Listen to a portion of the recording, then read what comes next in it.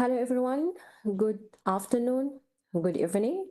My name is Sarah Lamine. I am part of SDNOG team. Thank you so much for the invitation and having me here today. Unfortunately, I couldn't make it on site, but I have attended a lot of AI's meeting and it was always good meeting people there. Unfortunately, yeah, this is I couldn't make it, but hopefully next year's, who knows. Today I'm going to give a brief about SDNOG and some work that we have been doing for the recent years. Hopefully this is can be given ideas for other communities and if someone has ideas for us, we are always happy to receive them. You're welcome. Before we start, for some people who do not know about SDNOG, who haven't heard about it, this is Sudan Network Operators Group. It's an open community platform run by volunteer. The main idea of it, like to have a platform for all the network engineers or everyone interested in the IT fields in Sudan. They can join this and be part of it. And then we can have a platform where we can meet and discuss and talk and learn from each other and grow together. We are officially registered as an NGO in Sudan.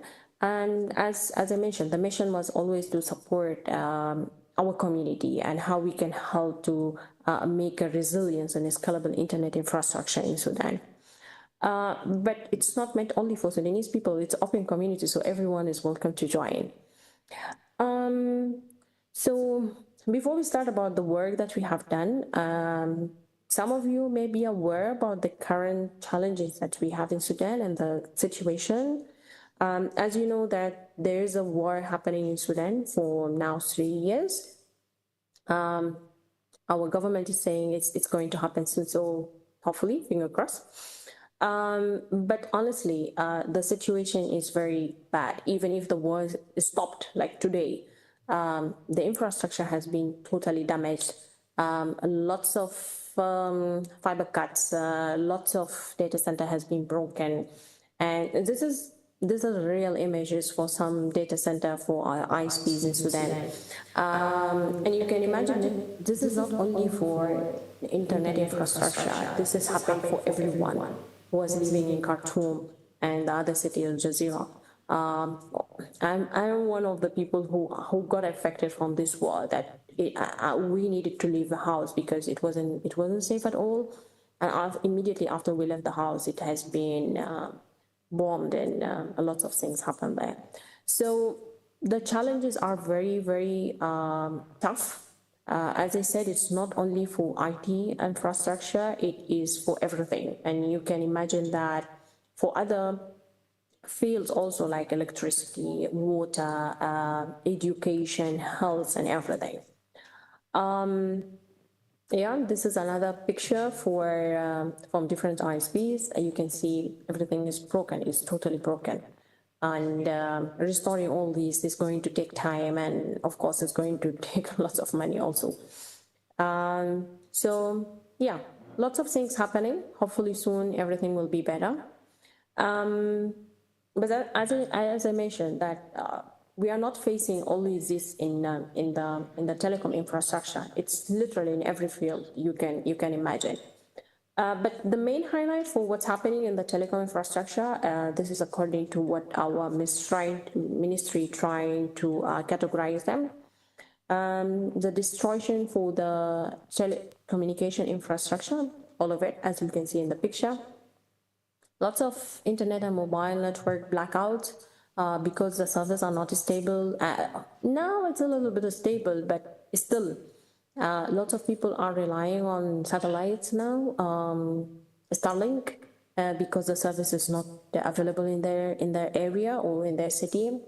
Power supply, electricity, yeah, that's lots of damage happening there, and trying to fix all of it is going to take time and lots of effort. So they are starting with main point.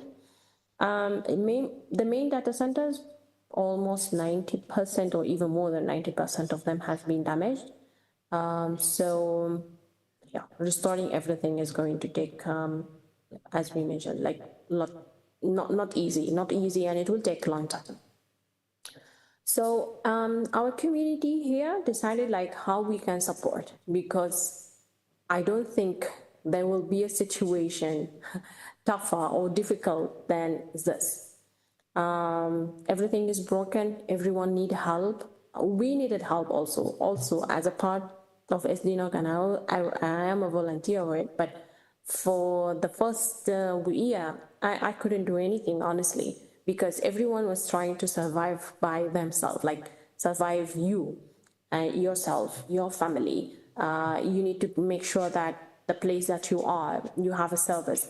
So it wasn't easy, but we tried as much as we can to support also the community that we have been always together with them, and we were always telling them that we will be together and we will help each other.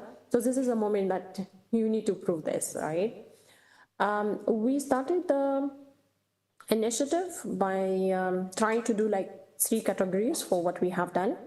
The free hosting project initiative, and then trying to restore the main or the critical infrastructure for the country, and we try to do some kind of capacity building.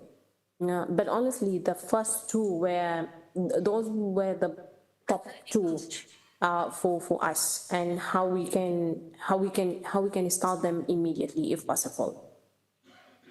The free hosting project initiative, we decided to do some kind of a mini cloud because there's, as we mentioned, lots of things has been destroyed, and to restore them is not going to be easy. And as also you know, Sudan has lots of sections, and it's still lots of clouds and lots of lots of clouds and lots of vendors wouldn't be able to help us because of still, even in this situation. So we try to reach out to some communities that can help us to build a mini cloud, not a huge cloud. And this mini cloud can enable the communities that really need help to survive, or even to restore their main services and stay connected. Because those communities also provide services for other people, for humans, so or for students, or for some part of a charity organization. So it's important for them to be alive, and it's important for them now to be online and complete the services that they are offering. So that was the main idea of the project. And honestly, when we thought about this project, because I do remember my friend and I, Hiba and I, we were talking like on a phone, and we were saying like, we really feel sorry for students, for example, because not all of them got a chance to get their certificates from university, for example. And if you didn't get a certificate from universities, then how you're going to find a job, right? It's not going to happen. And even if you're still in university and you want to have some document to prove, like I have finished, for example, the second year, and I have studied these syllabus, and you want to involve or enter another university, so you need a proof of these things, or all these documents. So honestly, when we were thinking about this project, the main category we were thinking about is like university, because university is going to help lots of students, and then later we can think about who else can help and who else can benefit from this project.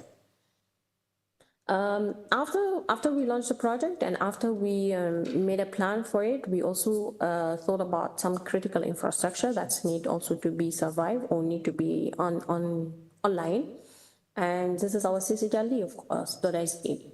And we are so proud, like, to say we helped them and they helped us. It was a win-win situation for both of us to restore the services and make sure that .sd did not disappear from the internet.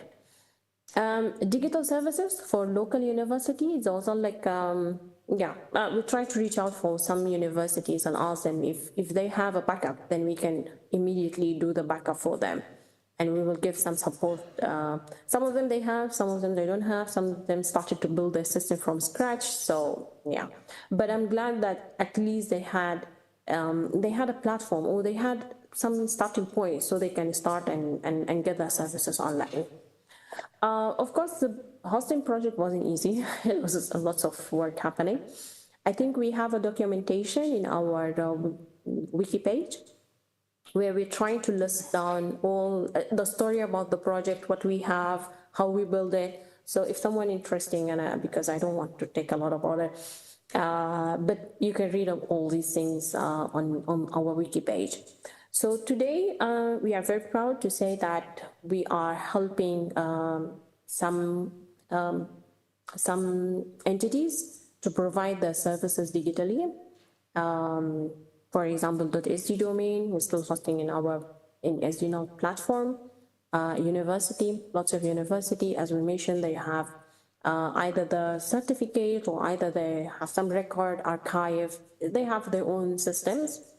Hospitals, also some hospitals reach out, they need to not even like to do a live server, but they at least they have the backup and they want to make sure that they have it somewhere else. So some hospital, they have their services live from SDNOG infrastructure, and some of them they are using it as a backup for their data until they manage to restore their services. National Information Center, they also host some of the as a backup for some of the what's it called, like a governmental data, but not for public, just also as a restoring them and keeping them safe at some place until they get the service up and running. Public libraries, either they do some services for universities or some student, or they do some public services for community.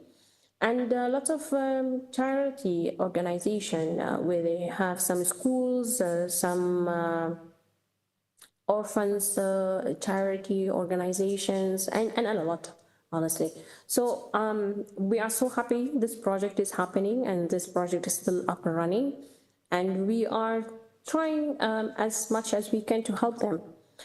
Someone can ask like how we got the fund for this project. So this is my next slide. We definitely couldn't make this project happen without some kind of support and help from other communities. SDNOG, one of them, INCS, the Global Long Alliance, and other Agile, NNT, and .sd, and ISOC chapter in Sudan, because they are running .sd domain.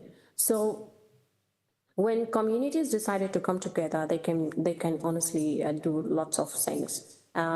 So from this stage, I would like to thank all of them for the help, and hopefully soon things will be better in Sudan, and the SDNOG hosting project can be, I don't know, we're going to shift it to another project. Let's see how things will go. Other kind of activity is a capacity building program, because also this is also idea we came up with. We noticed that lots of fresh graduate and student, when they finish the university, they feel like, okay, there is a gap between what we have studied and what we are facing in the reality.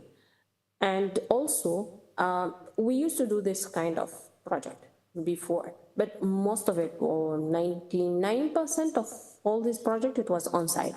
We go and book a room and people meet, and then we train them, and then we leave. But we thought like, no, let's think about it differently. It's good to have a capacity building, but let's do it with a different way. So we try to revive our weekly workshop program. So now every week we have a workshop, and this is Saturday.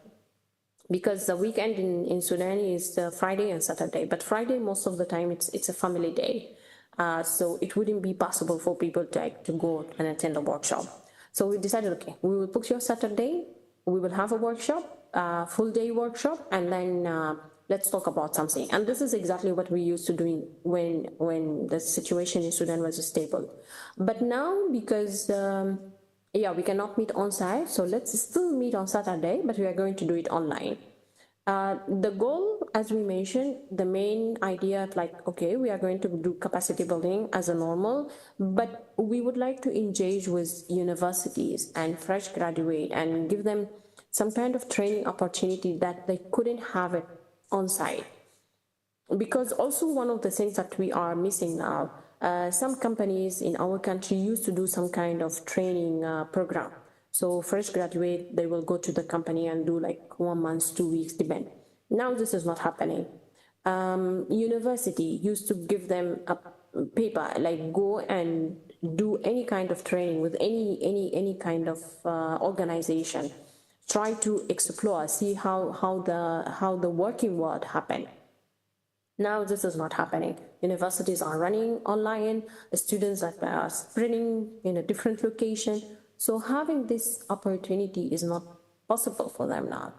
So we said, okay, let's try to do some kind of session so people can have a little bit of connection between what's happening in the reality and the working reality and what you have studied and what you are going to see in when you go to like a professional job.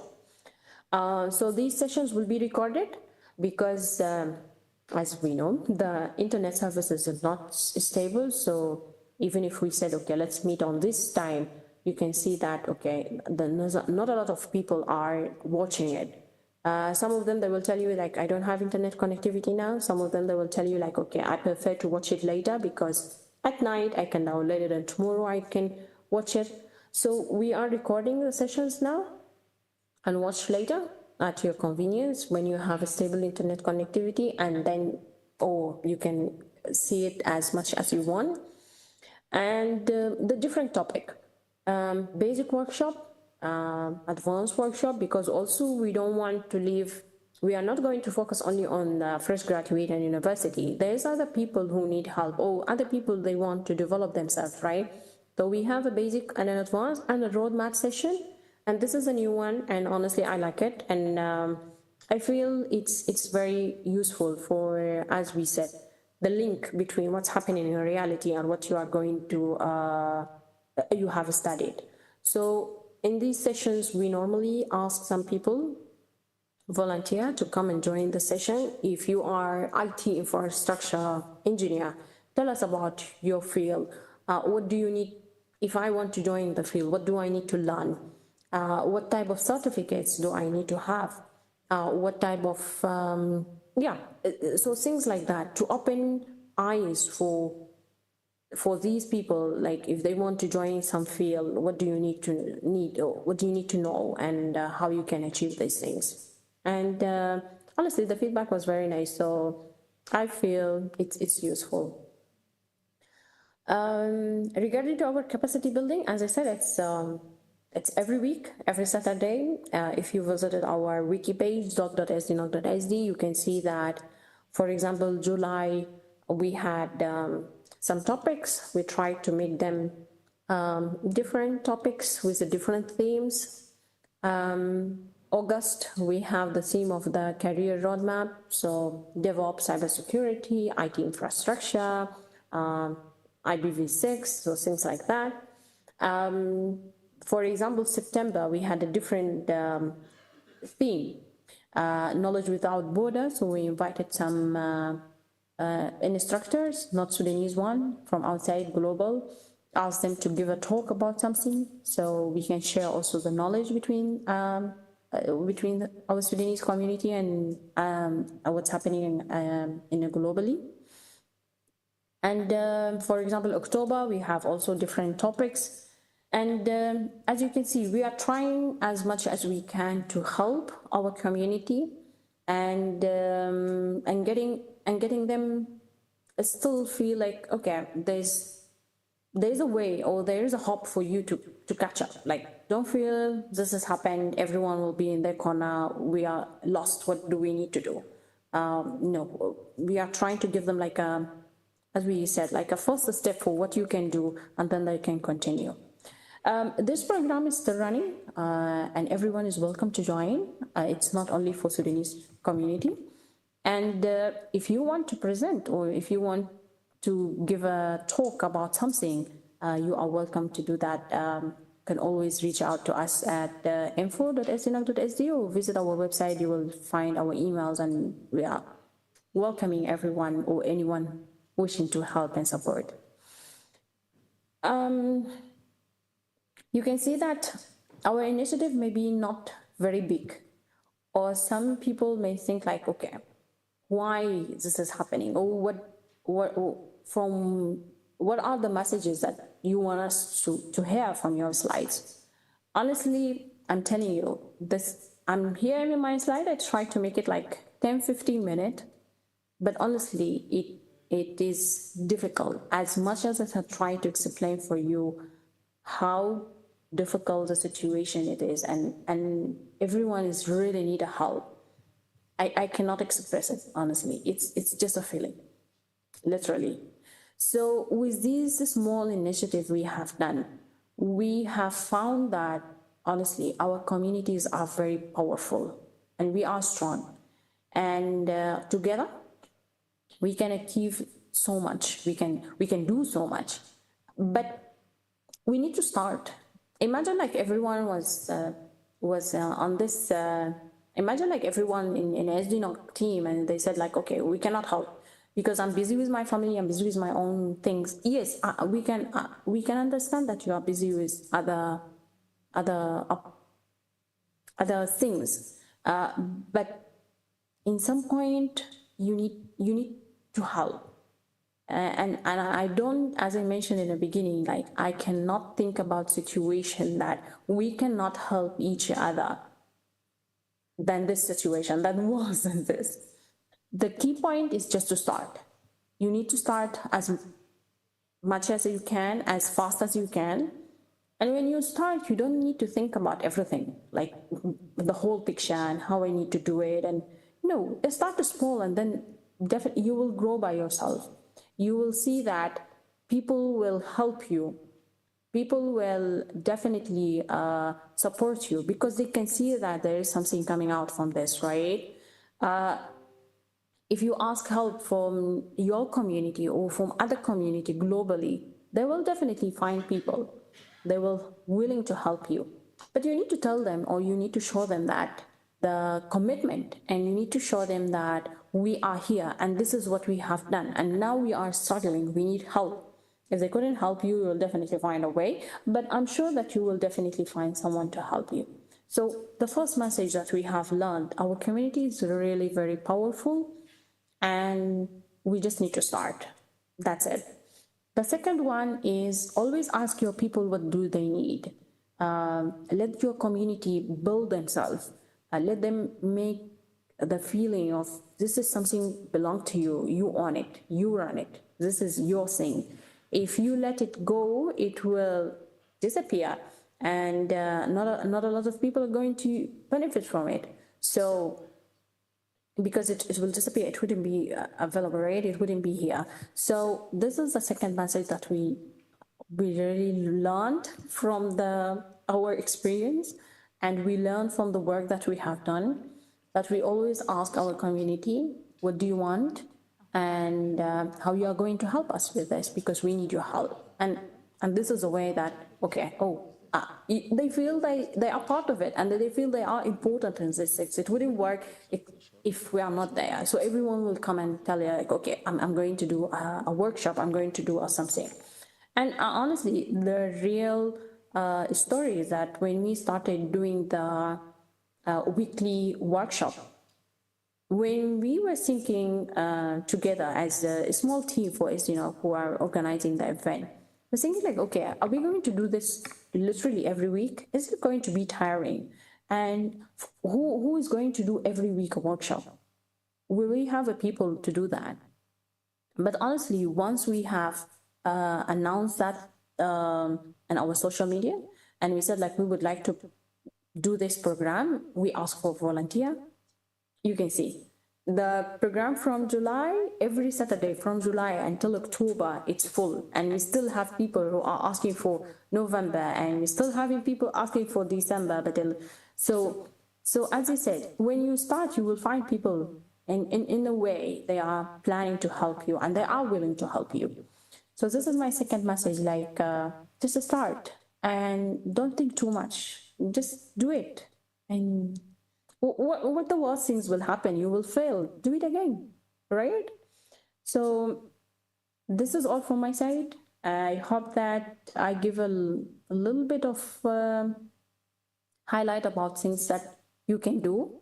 And if you cannot do, maybe you can spread the message to other people, and then we can always, someone will use it and benefit from it, and then they will develop themselves and develop their communities by themselves. Thank you so much. I don't want to take too much time. Thank you so much again for the invitation. And I hope that I give something useful for our community. Thank you so much. Please feel free, if you have any questions, reach out to me at sarah@sdnog.sd, and I'm happy to talk and reply to your questions. Or if you have any question regarding to SDNOG, also you can check the website sdnog.sd and you will find our email, and definitely